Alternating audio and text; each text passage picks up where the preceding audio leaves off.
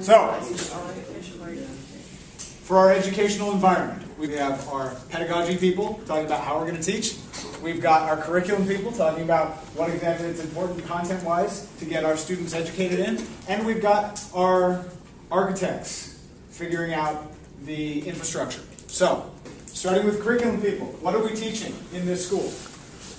As far as mental health, we discussed that if schools cause a lot of stress on students, and that often gets them away from the actual learning, that we should spend some time in schools to focus on making sure that they're okay.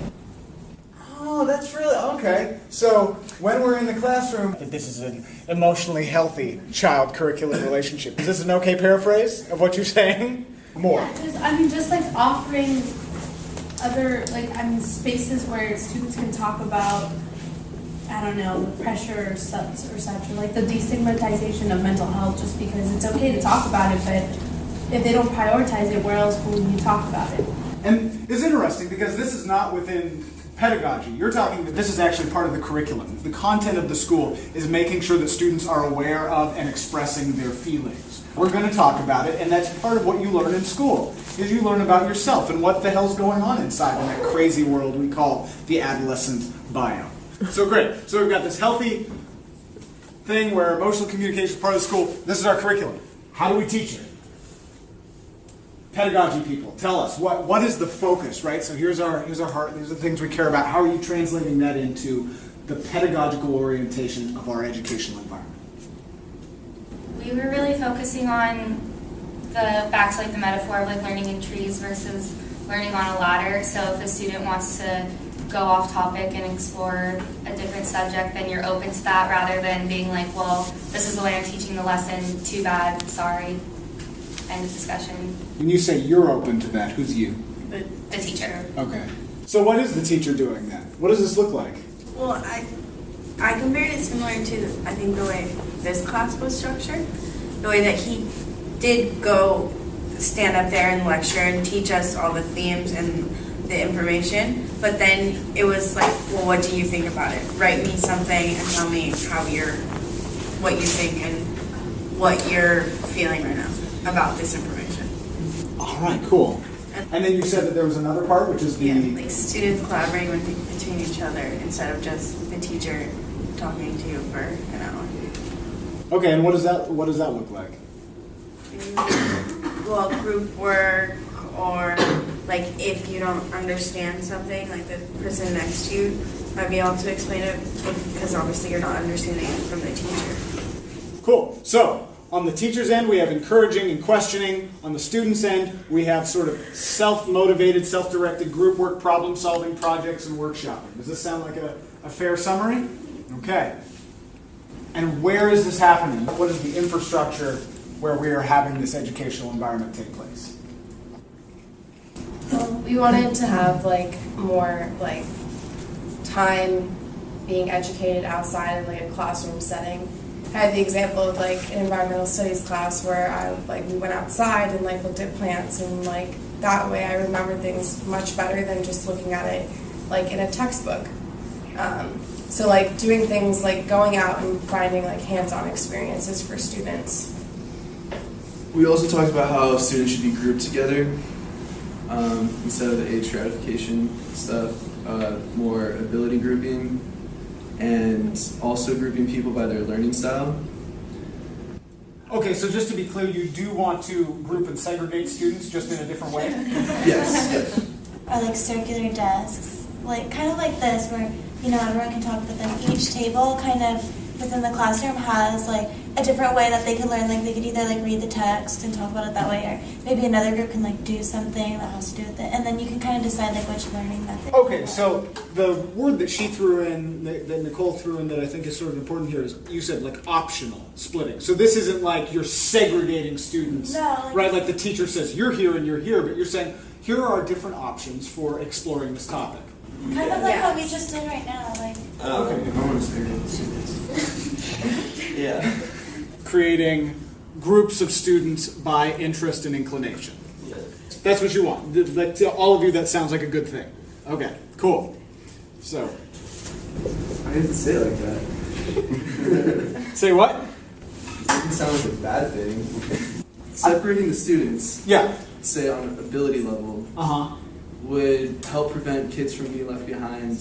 Some people are going to be left behind while kids who are getting there faster are going to be held back waiting for the other kids to learn it. So it's going to be, it's negative for some. It's negative for most. If Behind and ahead of what? in what you're learning, the curriculum. But if you're in the dumb group or the slow group, how do you think that would make you feel? Exactly. If you're like, oh, well, okay, you people learn much faster. You're going to be in this group. You guys, you don't get it. Okay, you go over here. Well, if you're going to add a negative stigma to it, then people are going to feel bad about it. But if that's just how you learn, if that's how you learn. But honestly, it's not even about like adding a negative stigma. Like the negative stigma is already like there, even by the teacher without the teacher realizing it. Like there's been psych studies where like teachers don't even realize that they're treating people different. But if they're told like, oh, the student's gonna be smart and stuff, like based on no evidence that the researchers are just saying that, then that teacher actually treats them that way, and then they do become smarter. So like by grouping them that way, you might cause this unconscious like self-fulfilling prophecy. Yeah. And that's the thing, because let's be clear.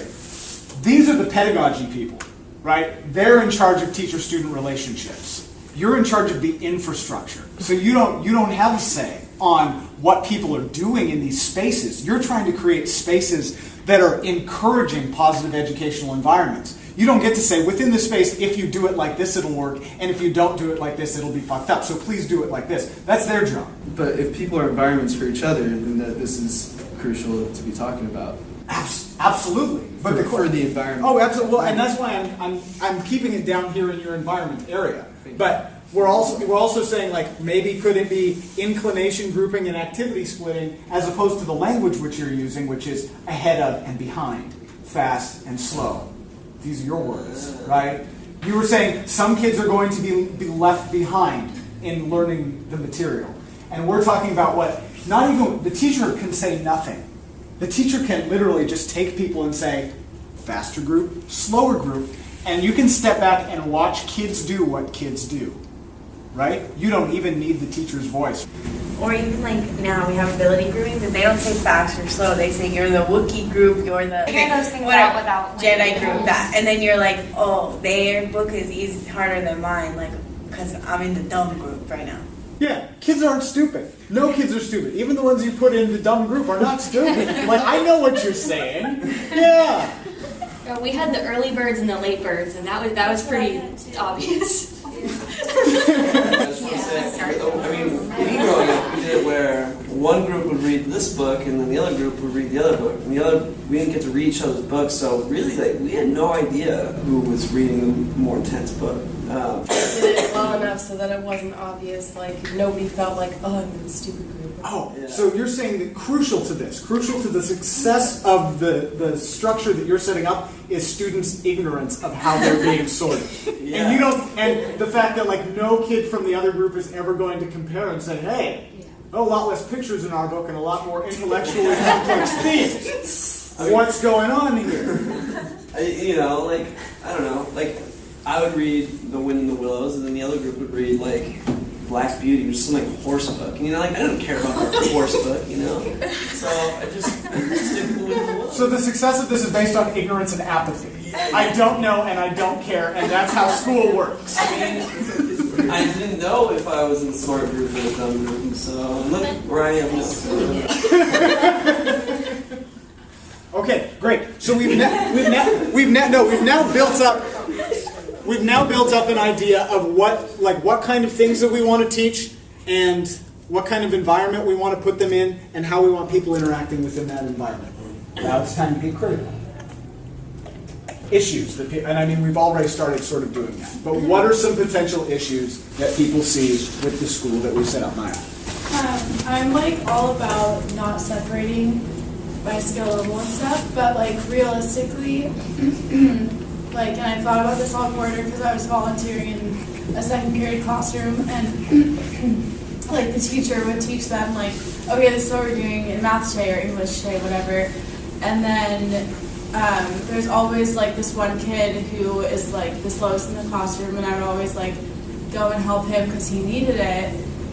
And so it's like, if you don't separate them really, like realistically, the teacher is teaching something to all of them, and there's always going to be those students who need more attention and need more help. And so, like, what do you do with them? What are you going to do with the people? Because like realistically, there's going to be those kids who need more help.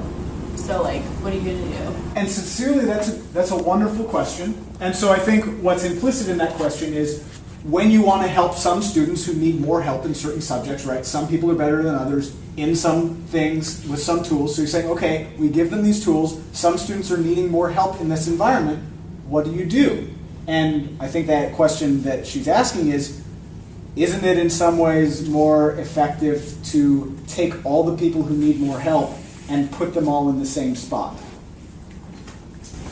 Responses. I think that kind of goes in with like what we were saying, how like it shouldn't just be the teacher's like job to like help their classmates. You know, like some students are going to understand better if like they're explained by another student because their vocabulary matches each other, versus like, you know, the teacher just saying one word and the student being like, I don't get it. You know, like if the student who gets it very well can explain to the student who doesn't get it in like his terms, then he might get it better. You know, so if you separate the student, then it's like you're not allowing that ability for someone to learn in a different way.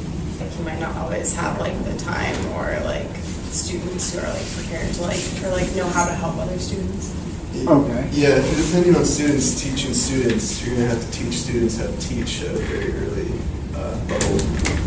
It doesn't have to be teaching a certain way. It's just like explaining how it makes sense to you might make more sense to the kid than how the teacher is doing it. If when you ask them to explain how they did it, like, are they capable at that young age to really explain it through? Well, she was trying to teach a kid how to do a math problem. They're like fact families of like addition and subtraction. And I was like rewording it like over and over again. He didn't get it, and so a different kid came over and was like, you always take the big number first, then you flip-flop the little numbers and keep doing that. And like, because, you know, I was trying to explain the concept of like greater than, less than, whatever, and the kid just like got it. So I think When the other kid explained yeah, so I think that the collaboration, I think that it's beneficial because the person that's receiving that from the other student could get something out of it, and then the fact that the other student is explained to it shows that like the mastery of it, they're practicing kind of. So it's not like, oh, you have to go teach it. It's just like kind of like wanted to because the teacher encourages that. She's not like, oh, you have to help if you're done. It's kind of like, you know, she's just always like, and she always emphasizes like you shouldn't say something's easy because what's easy to you may be difficult for someone else, and what's easy for someone else may be difficult to you. So I think that the environment the teacher creates in their own personal classroom is really important too. Right? That's part of like the main thing that school's supposed to be doing, is making sure that you know how to help people without going and also who are we to say just because we're the adults and we know the subject we've been doing it the longest doesn't mean we know how to explain it the best. Sometimes somebody who just got it has the freshest idea of how to express it to somebody else. So students are like, they're potentially very useful to us in the classroom. And teaching helps you learn. Right? When you teach somebody something and you put it together in your brain, not only does that feel good, but it also really forces you to step up your understanding to the next level. It sticks with you. Yeah. I just worry because isn't it kind of if you're the kid that's always being helped, aren't you also still gonna feel like you're like dumber than everyone? And that's where I think it's important to emphasize that people are different. Like, you know, you also got to be careful with your wording, because if you say he's slower than you, like that's going to be like, oh, now I have to go help the slow kid. So whether, as you say, you know, go help, if someone needs help, it's like, you know, be available for that, you know, and because I wish someone had told me like the classroom that she is describing, because I know that they put me in a situation when I was like in 5th grade to help a kid who was struggling in math.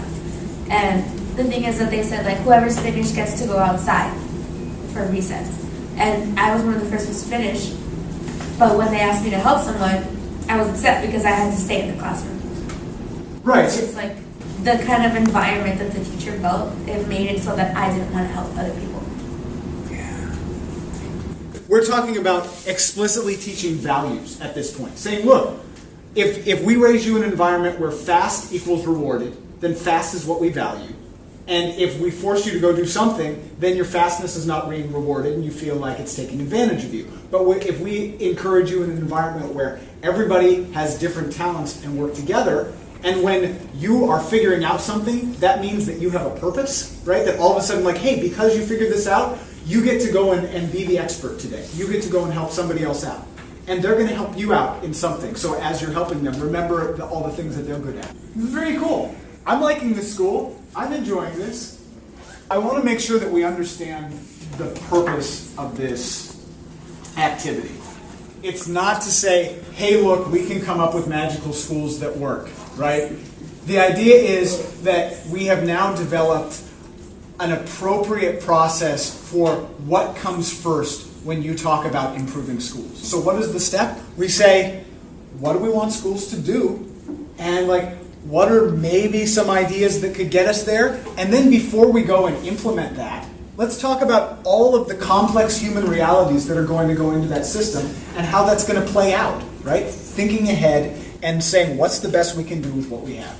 And then from there, you adjust. You adjust because you're working with little kids. Or you adjust because you're working with kids who have been through the juvenile detention system. Or you adjust because of whatever it is. But the idea is that you now have a skill set that I hope this class has helped to build you up with, and some information that this class has helped to put right up at the top of your idea collection in your head, so that when next time Donald Trump or someone else comes up, or Bill Gates, Donald Trump or Bill Gates come up to you and Bill Gates says, I've never taught anything in my life, gosh darn it, I want to fix education. Or Trump says, education could be run like an efficient business if we just did it right, we could pump out so many smart winning kids. Ooh. Then you can sit down and say, okay, Donald, this is a cool idea. Now you tell me your idea and we'll see if it's working toward the educational aims that we actually want to work toward. Anyway, I hope that's what this class has sort of helped you with. Now, on to grades and things. Thank you.